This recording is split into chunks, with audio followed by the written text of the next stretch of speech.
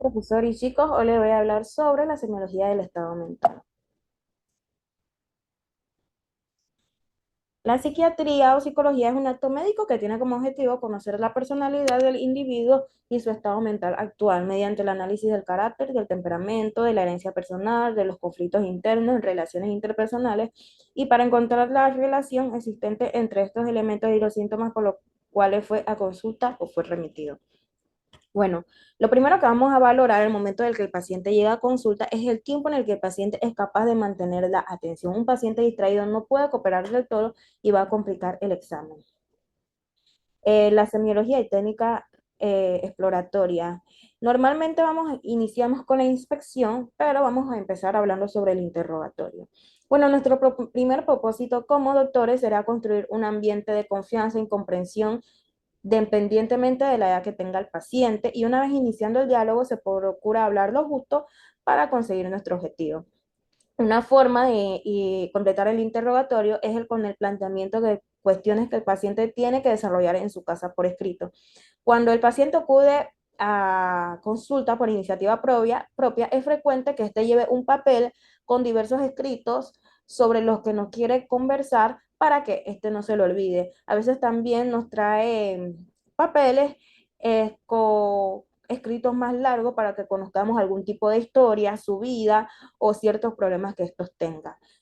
Momento del paciente traernos estos escritos a mano, nos ofrece una gran ventaja para ver su estudio grafológico. Entre estos va a adentrarse la cultura, el estado de ánimo, algún proceso neurológico o alguna situación conflictiva.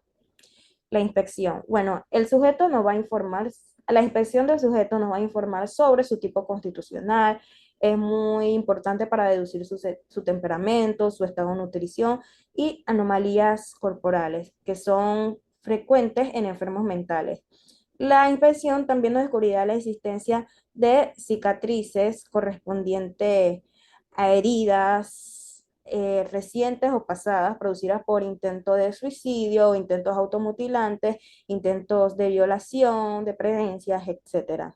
Por ejemplo, en los pacientes epilépticos vamos a encontrar bastantes mordedura de labios, mordedura de lengua o uno que otro diente roto y golpes o cicatrices en la cara y en la cabeza al momento de las caídas. En pacientes toxicómanos o drogaditos vamos a encontrar punzadas al momento de estos inyectarse la sustancia en los brazos o en los muslos. O también podemos observar en estos pacientes abscesos o una que otra inflamación por la infección del producto al entrar al organismo.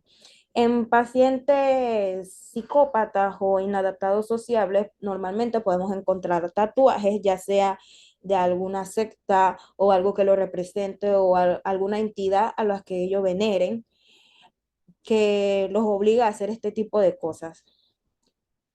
Bueno, ahora vamos a hablar sobre la observación. Bueno, la observación de la conducta es bastante importante, quizás más que una simple inspección, y está junto con el interrogatorio, que son dos pilares fundamentales para la exploración física, se van a completar. La exploración psíquica se van a completar. El solo apretón de manos con que el paciente venga a saludarnos nos informará sobre múltiples datos que como signos significativos nos orientan sobre la personalidad del sujeto. Para el médico observador es de gran importancia ver el tamaño de la mano, su estructura, su temperatura, si está reseca, si ha sudado mucho, si al momento de ofrecerlas nos da el apretón fuerte o solo nos da el extremo de los dedos, si el apretón es muy fuerte, si el apretón es flojo, si el apretón es normal, si muestra la mano huidiza o la retiene excesivamente.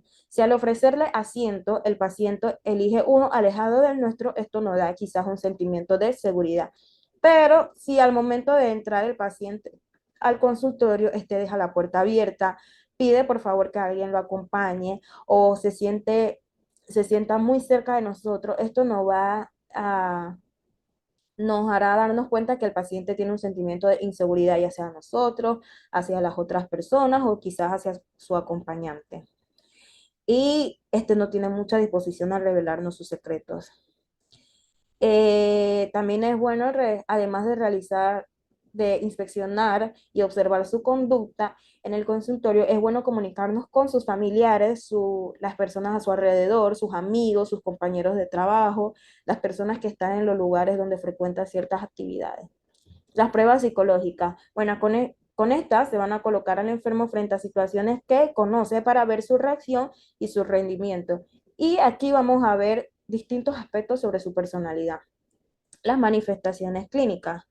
Bueno, vamos a exponer de manera breve lo más esencial para poder hacer un informe o una historia en su parte psíquica y como complemento de cada apartado se va a hacer mención a otras pruebas.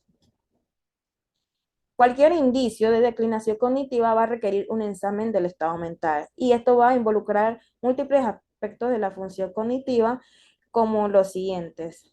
La memoria, orientación en tiempo y espacio de la persona, atención y concentración, juicio, razonamiento, lenguaje.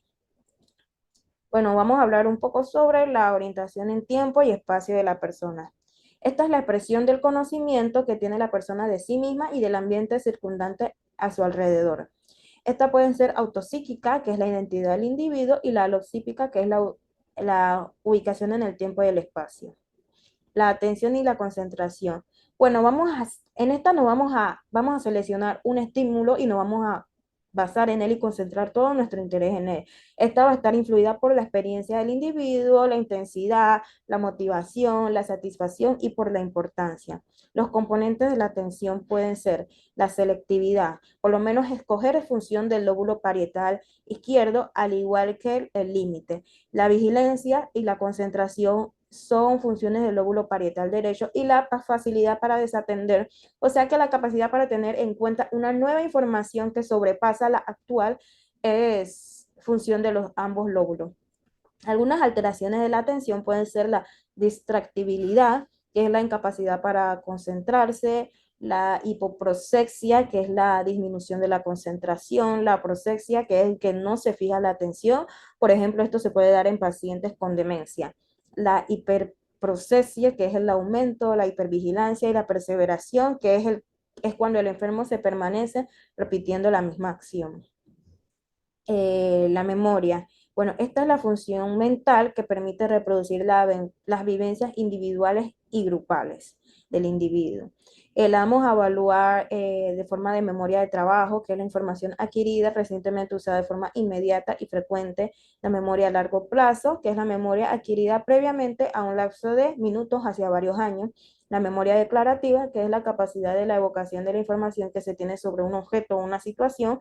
Este puede ser la infancia, y la memoria procedimental, que es la automática que resulta del aprendizaje multifactorial, como por ejemplo jugar fútbol, tocar piano, una que otra actividad donde el paciente sea realmente bueno. El lenguaje. Esta es una forma de actividad psíquica que se expresa por medio de un conjunto de sonidos articulados, signos gráficos o ademanes que hacen posible la comunicación. El lenguaje es, por lo tanto, oral, escrito y mímico. La evaluación del lenguaje oral. Aquí podremos ver el análisis del paciente al hablar espontáneo, la capacidad de nombrar los nombres, la repetición de frases y palabras, la comprensión de la lectura, la capacidad para escribir, trastorno del lenguaje, la disartria, dislalia, disfonía, etc. El trastorno del lenguaje escrito, podemos observar la agrafia, que es la incapacidad para escribir, la disgrafia, que es la dificultad para dibujar las letras, la dislexia, que es eh, escribir las palabras al revés, la alexia, que es la incapacidad para leer palabras. El juicio y razonamiento. Bueno, nosotros vamos a evaluar el juicio. Vamos a evaluarlo por la conciencia y del enfermo mental, del juicio de la realidad externa y la prospección. Las alteraciones. El juicio debilitado puede ser por trastornos transitorios, como puede ser la fatiga, la angustia, la ansiedad. El juicio desviado puede ser por afectos que distorsionan la evaluación crítica de la realidad. El juicio deficiente puede ser el déficit para la captación de conocimientos, y el juicio suspendido por la pérdida autocrítica de la realidad externa. Bueno, es importante saber que una persona solo pierde la orientación autopsíquica, es decir, que desconoce su propio nombre, en situaciones de obnubilación, de delirium, de demencia graves. Cuando ocurre esto como síntomas aislados, se sugiere una simulación. Hay que valorar la capacidad para comprender la enfermedad y el caudal de conocimiento en relación con el nivel educativo, al igual que el afecto y el estado de ánimo. El vocabulario en general también se correlaciona con el nivel educativo y pedimos al paciente que haga lo siguiente: cumplir una orden compleja en la que intervengan tres partes del cuerpo y obliga al paciente a distinguir entre la derecha y la izquierda. Por ejemplo, le podemos decir que lleve el pulgar derecho hacia la oreja izquierda y saque la lengua. También que nombre objetos simples y partes de dichos objetos. Por ejemplo, una correa, este no va a nombrar si la correa tiene villas, si tiene algún botón, etcétera. También se le pide que nombre las partes del cuerpo y que la lea y la escriba y repita frases simples. En caso de advertir cualquier déficit, se necesitan otras pruebas de afasia.